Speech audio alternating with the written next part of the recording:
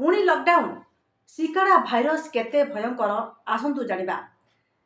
तेबे दर्शक बंधु विश्व में पुणी थरे कोरोना भाइरस रो नुआ भारिएंट सिकाड़ा बा बीए आतंक सृष्टि करछि, जहाँ अमेरिका समेत 33 देश को निज कब्जा को नहीं सारानी।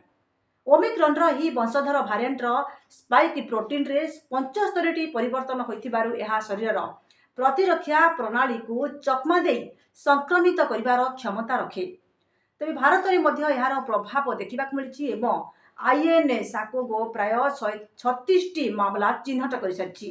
जदिओ विशेषज्ञों मतरे यह पूर्व भारिएंट अपेक्षा अधिक गुरुतर रोग सृष्टि करूना, तथापि यार प्रसारण हार अधिक रही। विशेषकर फुस्फुस रोग में पीड़ित लोकों यह विपद सृष्टि करें। तेणु हाथ धोइबा और भिड़ स्थान दूरे रहा परामर्श दी जाएगी।